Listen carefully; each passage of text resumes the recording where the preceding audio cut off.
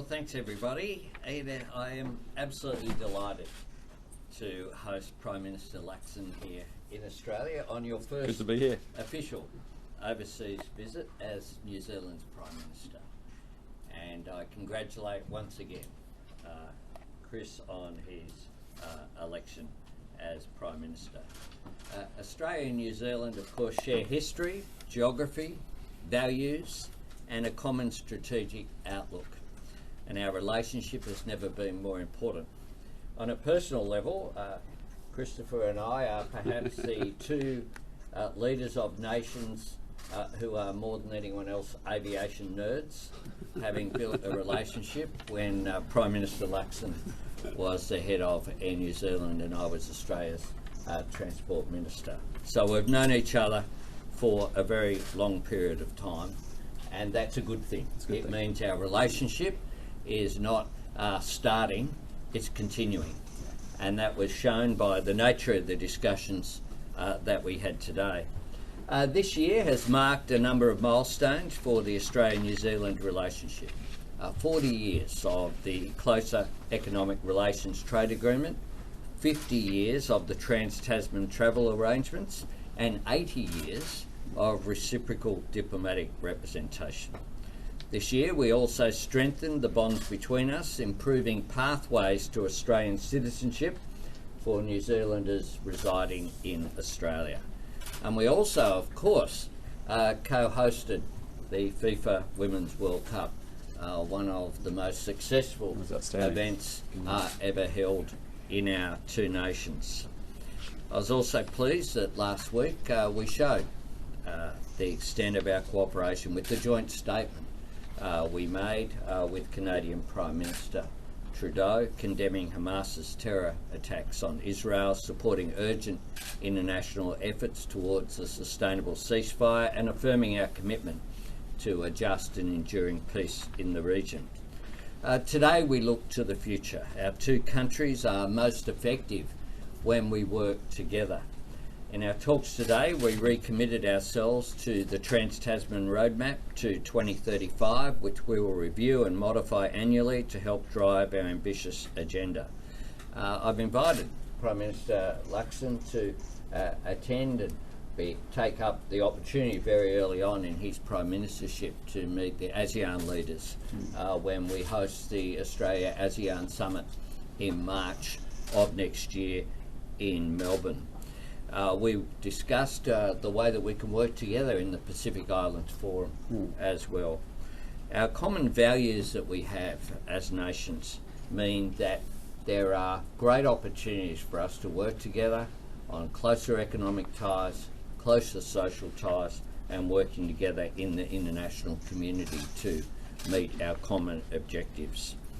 Australia and New Zealand will continue to support Pacific priorities, working together to respond to our region's shared challenges, and that includes, of course, very importantly, action dealing with climate change.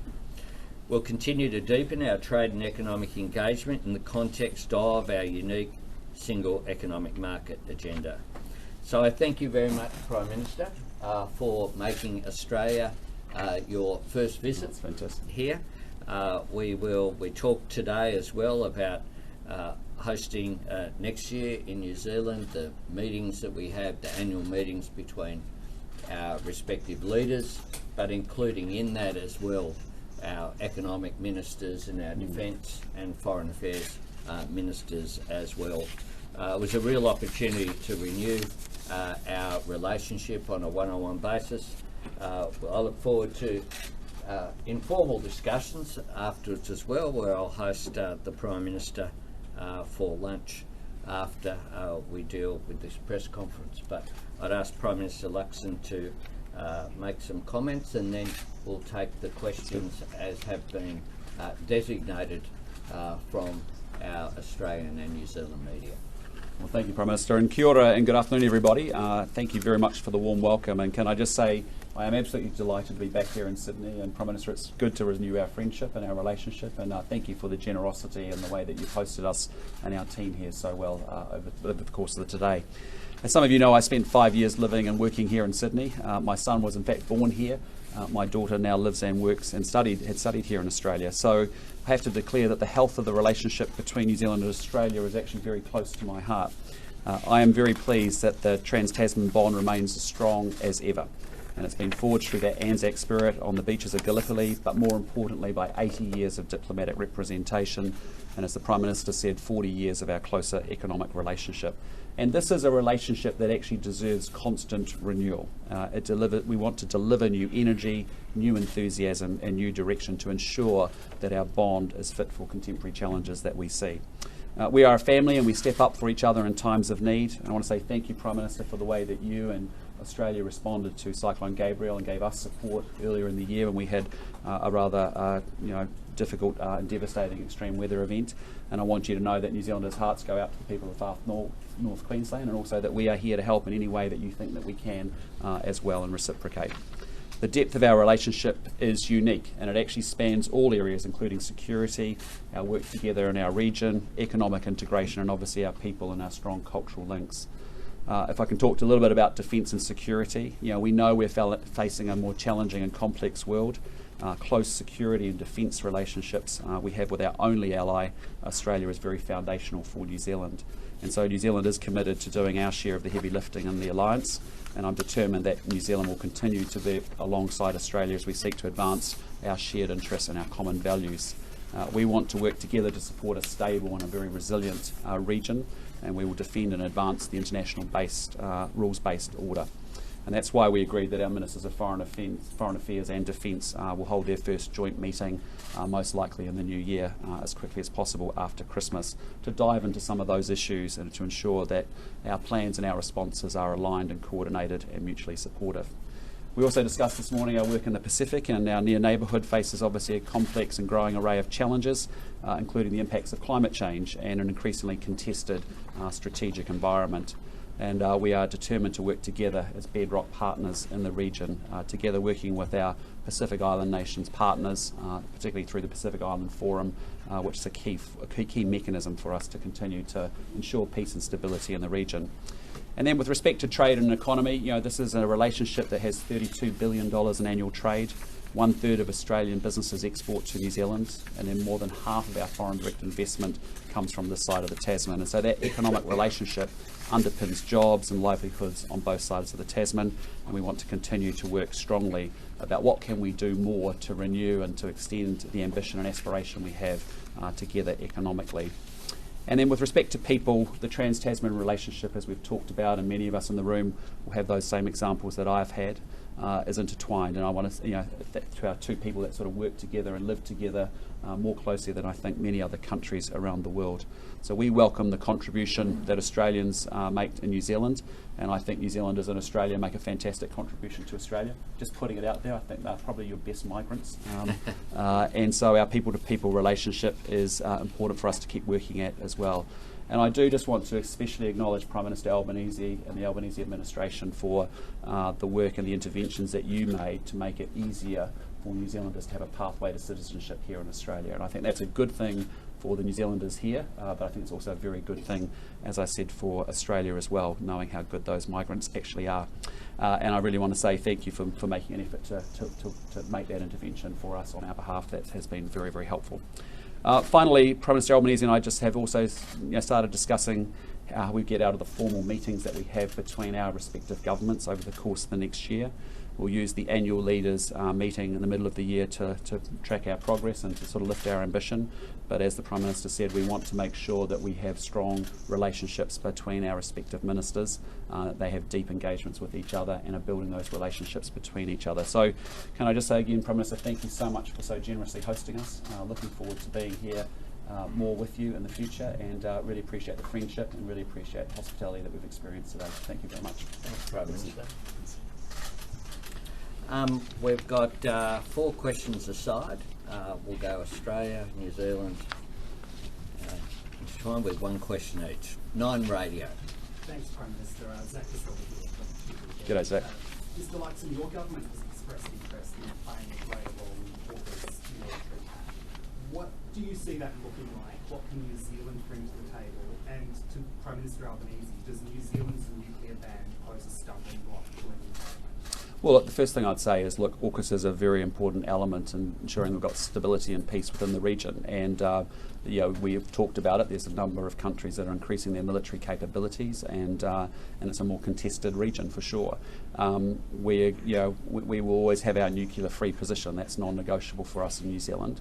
But we already have our navies that work together in an incredibly interoperable way, and we want to see more interoperability, frankly, between our respective defence forces. So from my point of view, we are interested in exploring Pillar 2, particularly in AUKUS, and the new technologies and and the opportunities that may mean for New Zealand to participate. We'll work our way through that over the course of next year as we understand it more and think about what the opportunities may be for us.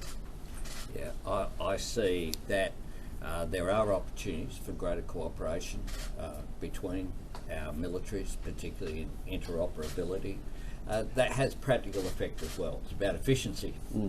And one of the things that we commented on today in our discussion was that often it is indeed our defence forces respectively that provide support for each other at times of need, of natural disasters.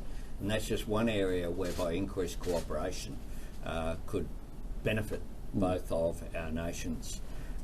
With regard to the AUKUS arrangements, we're very pleased that the Congress passed the AUKUS legislation this year. That was our objective. Many said that couldn't be achieved. We achieved that with considerable support across the political spectrum in the United States. And I also note that at the Pacific Island Forum that was held just a couple of months ago, we received support and understanding about our AUKUS arrangements, that what we're envisaging here is nuclear propulsion, not nuclear armed ships. It's a very important distinction to draw, and certainly we see AUKUS as being very important for promoting stability and security in the Pacific. Is that ban not something? You get one. Jessica? Are we going Australia and New Zealand? Yep, Is that all right? yep. All right. I don't want to cause a bit Jessica Mackay from Television New Zealand. Hey. How hard are you pushing Prime Minister Luxon to join Pillar 2?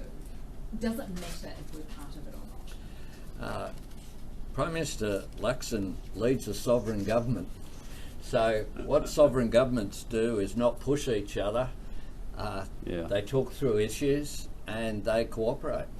We'll do that, and we'll look for opportunities where there are prospects of greater cooperation. We have a very good relationship between our two nations, and we have a very good personal relationship as well, and I look forward to building on that. The Australian. Thanks, New Zealand. Fellow citizen from Australia. Your Chief of Defence joined in talks with the US Secretary of Defence last night on the Red Sea situation. Matt Kisselthwaite said this morning that the Chief of Defence gained some further information in that meeting. Given that, are you now inclined to send a ship to join that task force, or do you still stand by your position that its first priority is in our language? Well, Australia participated last night, as we do. We're one of the 39 countries in the Combined Maritime Force. We are making a contribution there. We've said that we'll examine further personnel as well being there. And the US is keen for Australian diplomatic and public support. We provided that, along with New Zealand, I must say, in the statement of condemnation that we made just yesterday. And a range of countries signed that, like-minded countries. We think that it is important that navigation and freedom of movement be allowed. We condemn the actions of the Houthis and the disruption that is occurring. And we know that the US understands the best way for Australia to support this is through diplomatic support, and our resources have been prioritised in our region, the Indo-Pacific. We've played an important role in freedom of navigation in the South China Sea and the operations that we're conducting as well with the Philippines. Jenna. Question for Prime Minister Albanese. Since you adopted your common sense approach, the number of 501 deportations to New Zealand has dropped. But just this week we had a case of a a 57-year-old, born to Australian parents, left New Zealand when he was 2, deported to New Zealand. Why should people who left so young be sent back to New Zealand, even if they do pose a risk to Australians? Isn't that violence grown in Australia? Well, I don't comment on individual cases. What I would say is that Australia's position has been to apply a common sense approach to these issues. That has, I think, contributed to the improvement in relations between Australia and New Zealand. ABC. Hi there, Courtney Barrett-Peters with the ABC. Australia has signed a statement condemning Houthi attacks on ships in the Red Sea. Is that a hollow declaration that Australia doesn't commit a warship to the region? And where are you at with considering the request from the US? Well, I've really answered this question, but to the first part of your question, the answer to that is no. We were asked to do that. There are 39 countries who are members of the Combined Maritime Force. Australia is playing an important role in that. Thomas? Yeah, hi, Thomas Lynch from the Postal Coalition. Prime Minister Albanese, what tangible things would you like to see New Zealand do so that it can sort of improve the security partnership with Australia and do that heavy lifting that's just been mentioned? I think that New Zealand has always punched above its weight. We have an extraordinary history when it comes to defence and security, going back to Anzacs. Of course, something that we don't just commemorate, but we celebrate as well. And I think that one of the things that the Prime Minister and I discussed today was our defence ministers continuing to work through ways in which we can have an increased interoperability, I think makes sense, so that we can have seamless operations. I've seen firsthand when there was a shipping disaster close to Auckland when I was the Transport Minister. I will remember the fact that we had our military assisting in that once again when the natural disaster happened earlier this year, that assistance. But if we can work on ways in which what is a very positive, good relationship can be made even better, then we're certainly up for that. And one of the things we discussed today with Pillar 2, as the Prime Minister has mentioned, is that's about a whole range of new technologies. I think that there are areas of cooperation which are challenges to the globe, like artificial intelligence. How do we make sure that we keep ahead of those issues? I think the more that we cooperate, the better the benefit for both of our countries. SBS. I'd like to stand up so you can see. Sure. Hey. Medina from SBS. To Prime Minister Christopher Luxon, after just 3 weeks in office, you've moved to dismantle the Maori Health Service, reduce the Maori language in the public service, and you've been accused by the Maori Party of bringing race relations in New Zealand to its worst since colonisation. Do you think you've steered New Zealand off course? Well, look, I disagree completely. You know, as I've said right from the get-go, we're going to be a government for all New Zealanders. We want Māori to do well. We want non-Māori to flourish and do well. We know that when Māori are doing well, New Zealand's doing great. And so, you know, we have differences of opinion about how to deliver improved outcomes for Māori. Part of it is, yes, we don't think a separate Māori health authority delivers that. We think there are better ways in which we can improve those outcomes. And so our government's going to be very focused on delivery, improving outcomes for all Kiwis, and that's what we're going to do. And Prime Minister Anthony Albanese... Hang on, you only get one. Same question, but just I have no intention of commenting on New Zealand domestic politics. Can I go to Giles? Oh, is it? Oh, fantastic. Kia ora. McLean from Te Karere. And a quick question for both Prime Ministers. Race relations and Indigenous issues are topical issues in both your countries.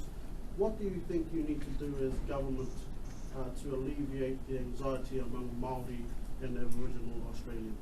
Look, I mean, this morning we had a fantastic welcome to country ceremony this morning, and it was fantastic actually talk to Yvonne and Brendan about that and actually where they are. But what I observed was that We have very strong connections between Māori and Indigenous people of Australia, and actually we want to continue to build out that depth of that relationship between them as well. It's one of the things I'm going to be talking to potential businesses and investors actually later on this afternoon, is about the opportunity that exists in the Māori economy in particular, and actually how they can get connected to those opportunities economically. But we want to continue to see those Indigenous ties between our Indigenous people actually continue to grow and deepen in the coming years, and we've got to work hard at making that happen.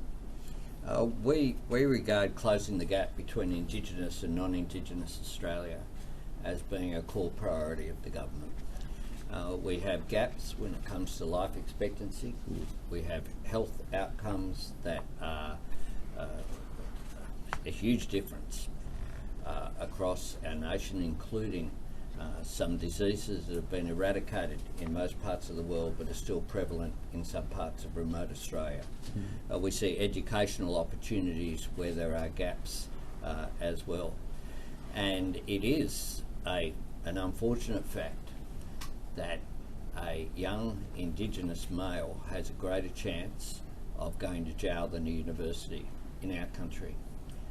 My government is working to listen to Indigenous Australians. We listen to Aboriginal and Torres Strait Islander people who put forward a request in the Uluru Statement from the Heart. We listen to them and put that to the Australian people in accordance with that request. We respect the outcome that the Australian people determined in the referendum earlier this year. But that does not change our commitment to making a practical difference to close that gap, because while we have one section of Australian society clearly more disadvantaged than the overall population, then we're all diminished by that. So we'll continue to work constructively through the range of policies that we have on education, on health, on housing, on practical differences to close that gap going forward. Can I thank all our Kiwi friends from the media who've travelled here with the Prime Minister as well, and can I conclude this event by thanking Prime Minister Luxon for making Australia his first visit. The first Prime Minister that I met upon my election was Prime Minister Ardern. That says something about the relationship between our two countries, and that it is a relationship that I know has never been stronger, but I look forward to it being even further strengthened in the years ahead due to the working relationship as our respective Prime Ministers that we've begun today. Thanks very much.